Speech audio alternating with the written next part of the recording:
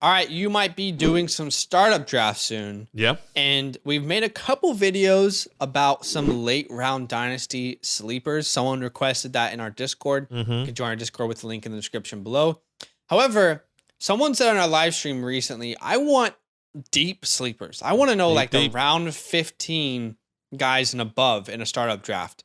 So what we did today on the video, we have deep late round sleepers in dynasty startups. Okay, these are all players that will be available from rounds 15 and above. Yep. To give some context here, we are aware that most of these players will not work out. We are aware that most of these players will not be starters for your team. Correct. But based off of upside and situations that will bring, we would be willing to take chances on these guys this late. So I'll give my first player, and that's Terrace Marshall. Okay, Terrace Marshall out of Carolina. He's currently going in round 18 of startups. Most of these guys, again, are going to be volatile as far as where they go, because some of these players people could believe in, they could not, so they could fall or rise. But round 18 feels like where he's going right now. I'm comfortable taking him anywhere in the 17th round, and I believe that that could return some good value. Let's look at Terrace Marshall. Number one, let's look at his draft capital and his age. He is 21 years old, and he will be 22 soon. He is younger than Jahan Dotson, Treylon Burks, Chris Olave. Okay? So if anyone out there is ready to give up on Terrace, let's just pump the brakes for 1 second. Okay? Right.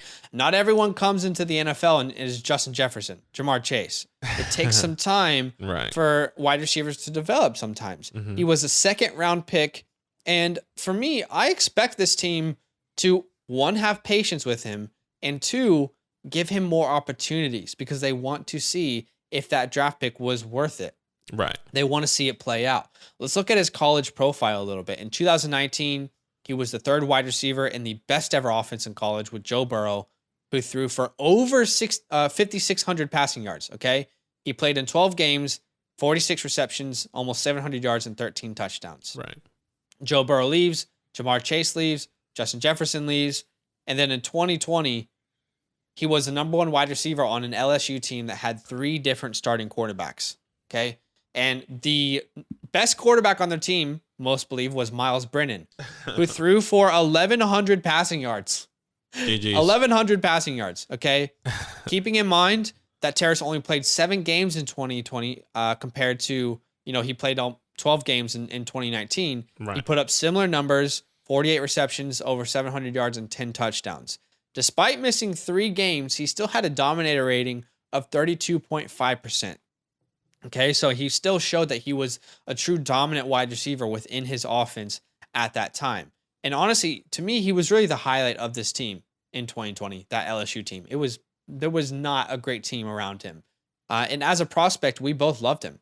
Ideal body, 100%. That could win in the NFL, that 6'2", 205 pounds, ideal body to play on the outside. Now, obviously it hasn't worked out too much, but let's look at the upcoming opportunities here in this team and maybe some changes that might arise. Okay. Keeping in mind that he missed more than half of the year last year with an injury. So of course we didn't hear much about him because he barely saw the field. But the quarterbacks that he played with, okay, Sam Darnold, Cam Newton, PJ Walker. Are the rumors of Kenny Pickett to Carolina true? If that's the case, then this could be massively beneficial for a player like Terrace. Okay? If it's Kenny, if it's Malik, whoever it is, I think they're going to be adding to this room, and I think that could be beneficial for a guy like Terrace Marshall. Agreed. So hopefully the quarterback improves, and who are the wide receivers that he needs to beat out? Okay? Well, right now in the depth chart, if you look at it, it's really Robbie Anderson and Rashard Higgins for that wide receiver 2 spot. We already saw Robbie take a massive step back last year in efficiency. I mean, he was very unreliable and had a lot of bad drops, a lot of mental mistakes. He only has 1 year left on his deal. Rashard Higgins only has 1 year on his deal. So to me, a 29-year-old Robbie Anderson and a Rashard Higgins who is definitely never made an impact on any team, I feel like Terrace could definitely win that wide receiver 2 role. And when you look at who is an ideal complementary piece to DJ Moore, a big body like Terrace Marshall makes a lot of sense to me. So Absolutely. this team will give him opportunities, And if quarterback play improves and he stays healthy, we could be talking about him very differently this time next year. And in the 18th round, 17th round, 16th round, you are looking for guys who have this upside, who have this pathway towards opportunities and proving themselves. So to me, Terrace Marshall, I don't think they're ready to give up on him. I liked him as a prospect, and I think that the situation could improve. So I would take a chance on him here in the late rounds of a startup draft. Yeah. I love Terrace Marshall. Like you said, we loved him coming out of college. We just got to hope and wait and see. They get a quarterback soon. So we'll see. My first players that you should go in deep. I'm going to give you two because I do believe they're on the same team. It's Tim Patrick and KJ Hamler. And I think the only reason why I'm bringing both of these because they're going to go both late rounds, obviously. Tim Patrick, end of the 19th round, KJ Hamler, mid of the 22nd round. Take these guys have an opportunity, in my opinion. If one of these guys get hurt, a Cortland, a Jerry Jeudy, maybe both of them get hurt. One of these guys have to step up. They have no one else, whether that's KJ Hamler or Tim Patrick. I do believe Tim Patrick has the upside, but he is older, could be a lot slower. And KJ Hamler, he is the more shiftier and faster guy. So reminds me of Lockett a little bit. Exactly. And that was my comparison. I was going to say that. So for me, Tim Patrick, this is a guy that, look, both of these guys don't jump out on film, okay?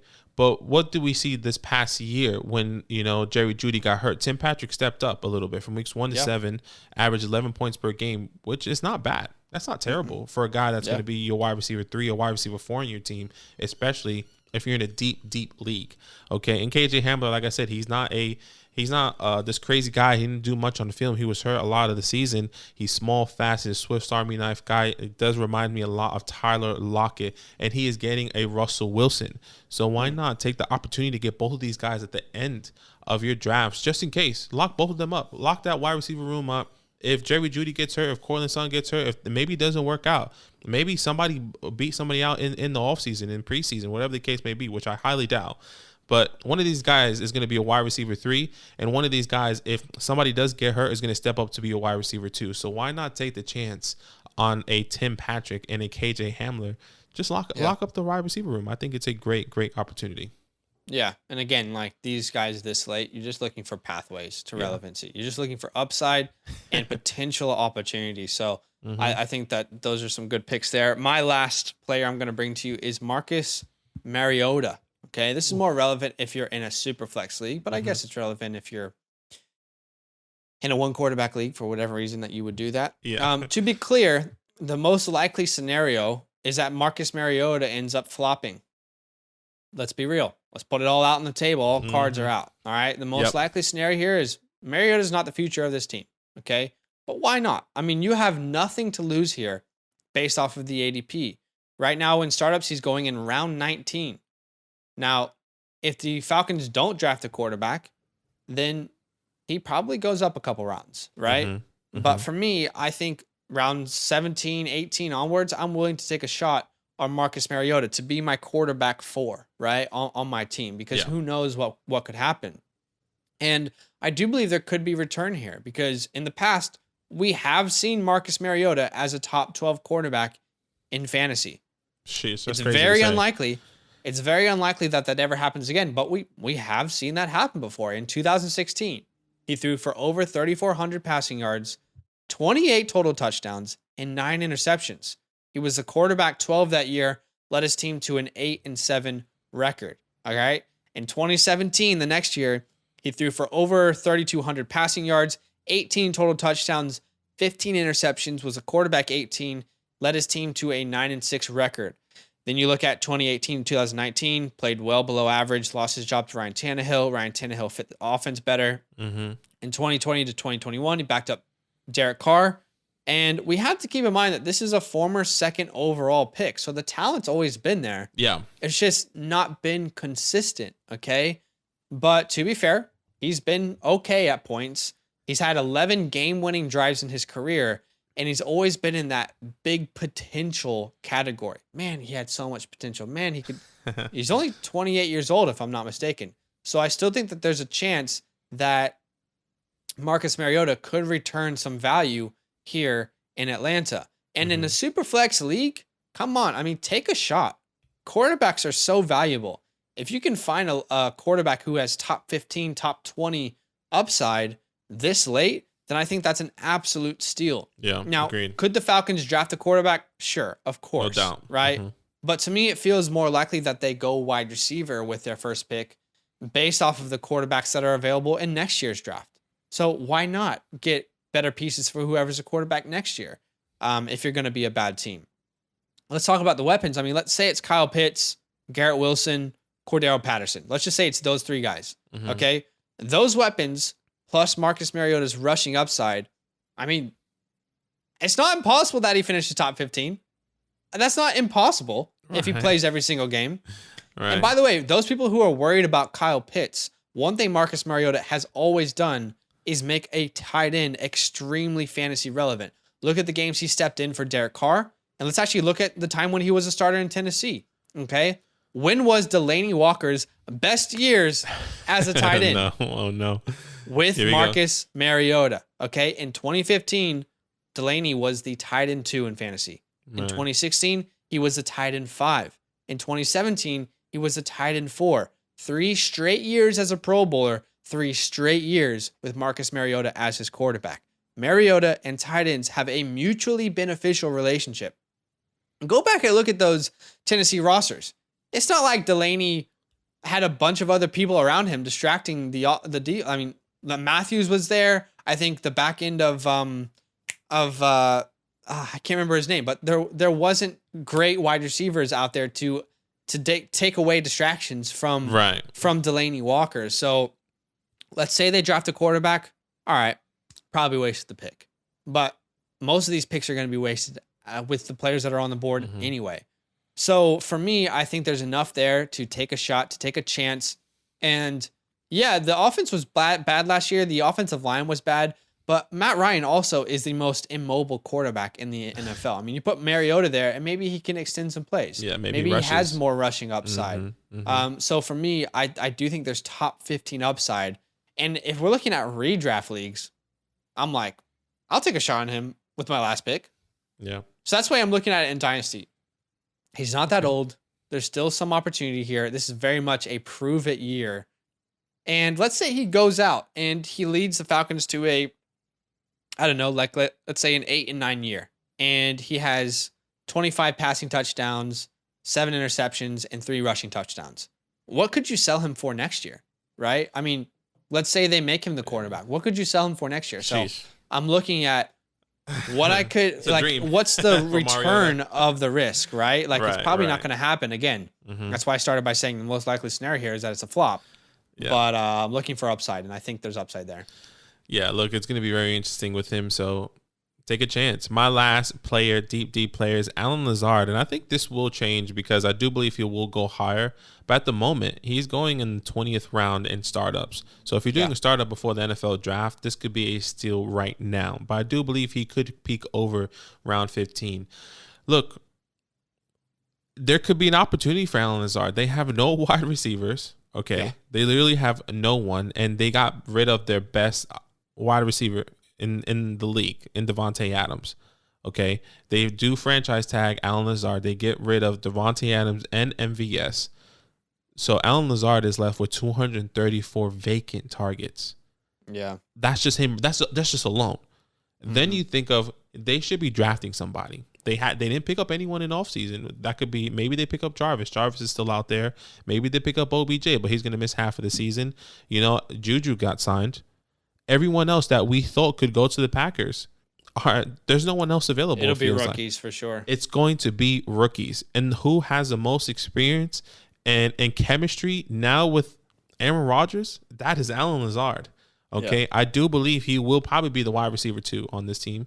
Wide receiver 2 or 3, unless they go, they double dip like we did in our recent mock draft where the Packers take 2 wide receivers because now they have 2 first. Let's remember that. I doubt that's going to happen. But the expectation is that he is going to get at least 100 of those targets. At least. He has to. He's going to be, the expectation and the hope is that he could be the safety blanket for Aaron Rodgers. Aaron Rodgers needs somebody that he can trust. That I won't be surprised if he's going to sit down with this guy one day and be like, look, you're the most veteran guy here. You've been here for a while. We need you. I need you right now. These rookies they're gonna have growing pains. We're gonna have growing pains. But right now, I'm going to be looking to you to lead this wide receiver room and to be this guy that I can lean on. Okay, they bring in Robert Tonyan, they re-sign him. Nothing feels solidified here besides those first 2 draft picks. So why not pick up Allen Lazard? And we all know Aaron Rodgers could project somebody to be a top wide receiver. We didn't see that with the expectation of Allen Lazard every single time. Oh, Allen Lazard is going to be wide receiver 2.